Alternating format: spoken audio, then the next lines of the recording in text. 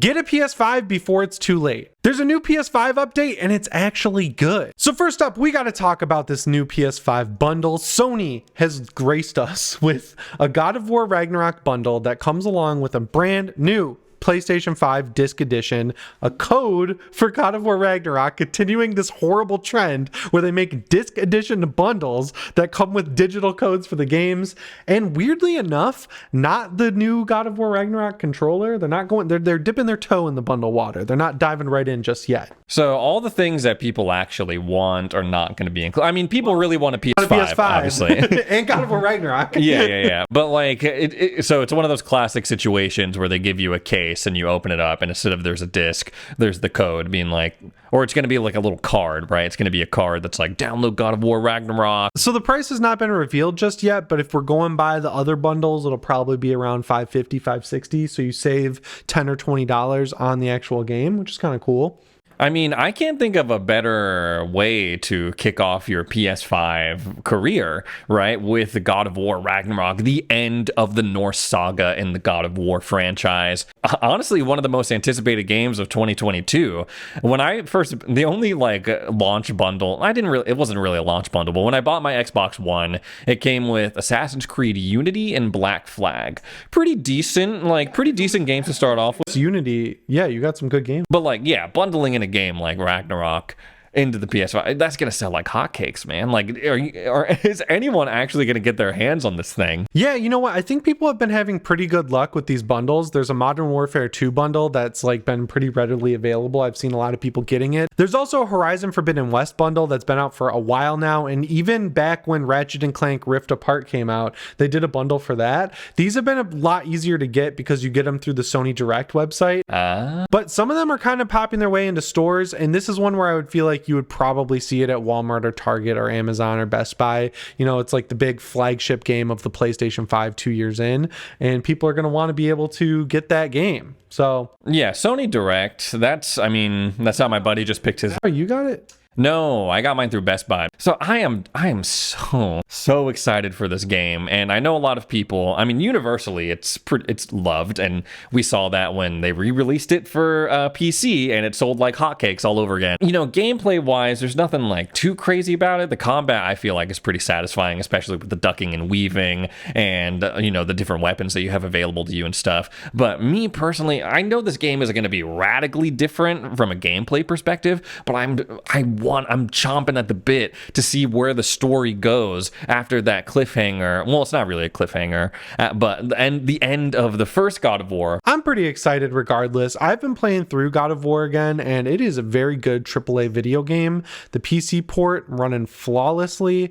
I'm endlessly shocked by how good this game looks. So yeah, you can pick up a bundle with the game that you're probably going to end up buying for the PlayStation 5. I just wish it had that special edition DualSense. And it actually seems like they're in stock pretty much everywhere. So if you want to pick that up, help us out and use that link down in the description. But if you missed this bundle, you don't got to be disappointed because Sony is massively increasing the amount of PS5s they're shipping out to stores next year by like a magnitude of, I can't even do the math because I'm so bad at math. So at the time we're recording this, they have 24 million PS5 sold, and they're jumping up about 70% in 2023, and they're going to have 30 million total PS5s to sell. Like, they already sold 24 million. And they're not jumping up to 30 million. They're adding 30 million more. And you know why this is good, Ray? They're going to stop making PS4 games. Finally. When there's 48 million PS5s out there, you cannot be making PS4 games. You got to give it up, Sony. People are buying the PS4s anyways. They should do like a trade-in program where it's like if you bought a PS4 as a stopgap measure, like because you couldn't buy a PS5, you should be able to trade that in for one of these 30 million PS5s because they pumped out more PS4s in response to that recently. Not recently, like I feel like 8 months ago at this point. But that is an insane jump, and it that opens up a ton of possibilities for Sony because it's like the PS5s that they put out, they get bought up, right? So it's like theoretically, if you put out 30 million PS5s, 30 million, so fun, like 30 million people could scoop them up, and that is an insane jump in total PS5s out in the wild. I feel like they can ride that like hype level still. I think 30 million PS5s will sell if they make 30 million that PS5s. Would be crazy. I mean, that would be crazy for the price competition. Point's pretty good at 500. Like, yeah, it's a little high, but I don't know, man. Like that's if they can get 30 million out, that'd be crazy. And that would just be good for people making games too, because I feel like if I'm a developer right now, you just want to focus on the next thing. A PS5 game, I'd honestly be a little bit nervous if I didn't have a PS4 edition in the works as well. So having 54 million PS5s out there, that also would curb the scalping market a little bit. Got some inside info. They were selling for like 700 before, and now they're all the way down to 600. So things really are evening out. And we've seen that you can get a Series X, right? Like, is that still a thing? That's still a thing. People reach out to me all the time and they're like, oh, I see them all the time at my local Walmart. I see them all the time, blah, blah, blah. But then some people reach out to me and they're like, I haven't seen one. I haven't been able to get one, blah, blah, blah. It would be crazy. Like this idea that if Sony put out 30 million PS5s and people bought all of them, that makes sense to me because that's been happening. And the argument has been like, if the PS5s are there, people are going to buy them. It gives Sony this crazy opportunity to just run away with the like hardware sales competition. Sony's still ahead, obviously, with the PS5, but it gives them like they could potentially just like absolutely run away with this thing. Well, I've seen that the PS5 is like the 4th best-selling console right now, right? Which at the point in time that it's been out, but the only reason it's 4th is because they haven't been able to get PS5s out there. So like the demand is there, and Microsoft, as we just talked about in your video, is being smart. They're trying to curb that by putting Xbox on as many things as possible so that people can just buy games or subscribe to Game Pass.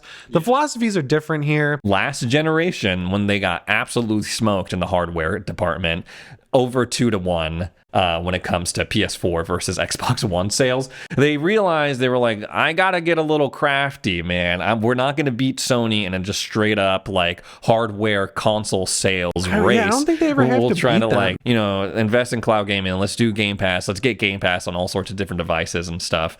And they're poised to do that again, Sony, if they get this supply out there. I think Xbox needs to invent like a third arm of their corporation, mini company, I don't know what you call it, where Phil Spencer isn't overseeing everything. Like Phil Spencer is the guy at the top, but he should have people who report to him who handle like each facet of Xbox. Like he should have a hardware guy, a Game Pass guy, and then someone who's managing these studios. I feel like no matter what they do with the Game Pass, blah, blah, blah, last generation with the Xbox One X, that was a great console. The big thorn in their side is just how few AAA games they release. Like I know it takes time, and I'd rather them take the time to get these games finished before they release them.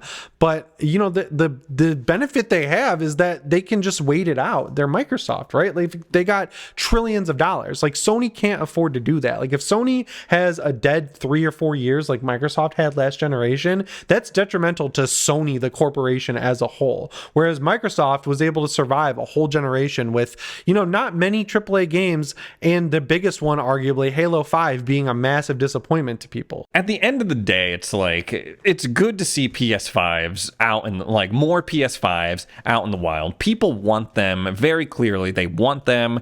I enjoy mine. I want more people to enjoy it with me, like my friends and things like that. And it's just good to see more next gen consoles out in the market. I feel like that would be better and just across the board for the video game industry, for video game players, for the consumers, for developers, like you said. They don't have to worry about the PlayStation 4 version. Yeah, so now you're going to be able to get a PS5. So if you missed that God of War bundle, you'll be able to get one next year. That's good. We'll get some PS5 games coming out, and then a year later, people will be able to play them on PC, and there will also be mobile games. I'm Jim Ryan now. Now we got to talk about this new PS5 update, because Sony has very slyly introduced a new feature that's actually a very good overhaul to some of the visual interface style stuff on the PlayStation 5, which I see quite regularly when I am playing games. So the PlayStation 5 has this really cool feature, Ray, if you don't know, where it'll give you these little cards that tell you what you're doing in the game. Like they might give you some tips, there's trophy guides, there's little videos, and annoyingly,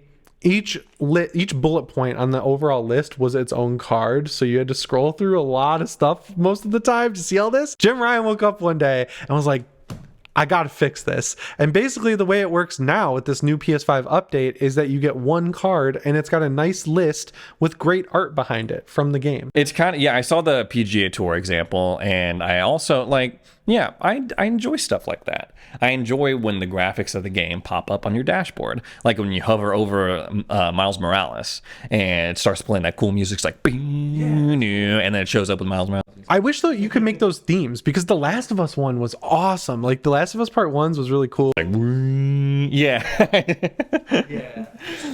So yeah, they're cool. They're cool. I wish they would partner up with PSN profiles or the trophy hunting channel, where, you know, those channels that, like, basically if you're hunting down a trophy or trying to do something in a game, they'll have like a 3 to 4 minute video that tells you exactly how to do what you're trying to do. It would be great if Sony, instead of just doing it all in-house and expecting developers to do this as well, it's a lot harder, for example, to be like, hey, Infinity Ward, will you make cards that tell people how to get all the trophies in Call of Duty Modern Warfare 2 with video? You know, like, they're probably gonna be like, that's a lot of money and time investment. But if they partnered with one of these websites that makes the videos already and just had it like grab those and then put them on the card, so you could just have it right there, picture in picture on your screen, that would be so cool, because then it makes it a feature that they don't even really have to pay attention to, which I feel like is their ultimate goal. Because as we're seeing with Xbox with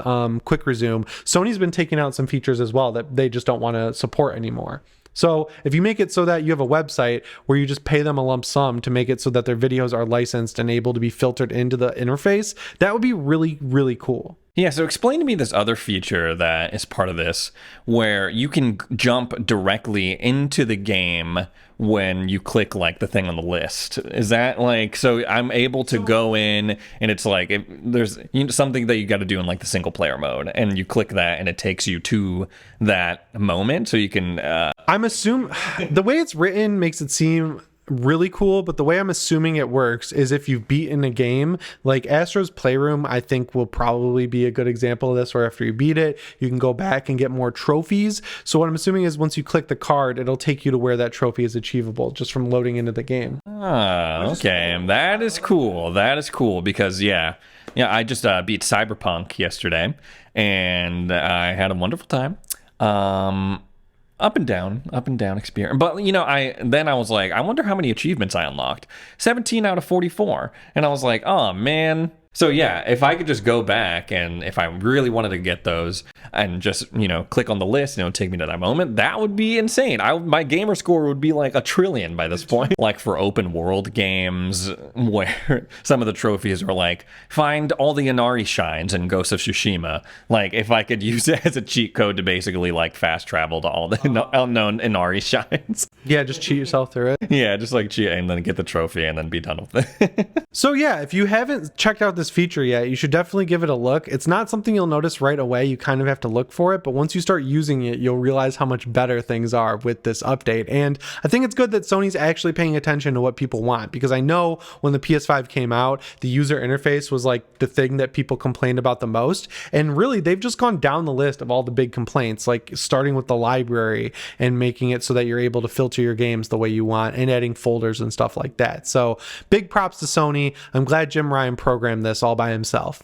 So what's up with this next update that's allegedly on the horizon, where they're apparently going to get full Discord integration into the PS5? Like the actual app? Yeah, like that in addition to sick. Voice chat, like they're talking like a full-on Discord integration. I would love to see that. How does it work on Xbox? Like, you can only, like, do you have to be in a chat or something and then you can join it from the Xbox? So how it works on Xbox is, yes, Discord voice chat is available on consoles, but you have to start the call on either the Discord app on your phone or the app on your PC, and then you can transfer that call to your console. But you can't start the call on your Xbox. You can't initiate it on your Xbox. You have to start it on either the Discord app on your phone or on your PC, and then transfer that call to the Xbox, and then everything's hunky-dory. So on the PlayStation 5, the way they're allegedly going to do it is they're going to make like the actual app be accessible on there. That is Wow, it's crazy. It's like, whoa, they're just doing what we want instead of this weird workaround way to do everything, you know, like using the web browser or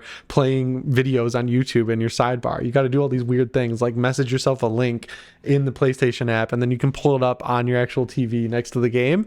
I love that. It would make it so much easier for me with Destiny 2. I really just keep playing it on PlayStation then because I like sitting on my couch, using my OLED TV, sitting there with my DualSense where I get a little bit of those DualSense features. But a lot of the people, when I do raids and stuff that's not match made, they'll put Discord links in their like Destiny Fire Team posting. So if I can just join those on my PS5, that's going to make it super cool. Yeah, you think they'll make you sign up for like Discord Nitro or something? Like throw in like some sort of caveat. Yeah, I mean, I would honestly probably subscribe for that. Like Nitro's like $5 a month, and that like a feature like that, having access to the full Discord app on the PS5, that's worth $5 to me. Or they could add it to PS Plus Extra Premium, right? Like people are unsubscribing from that this month because they haven't had many PS Classic games included in the higher tiers in a while. So give people more of an incentive. Also, they should definitely throw in like Crunchyroll and Funimation because they own they own both of them now. Yeah. Yeah, you're right.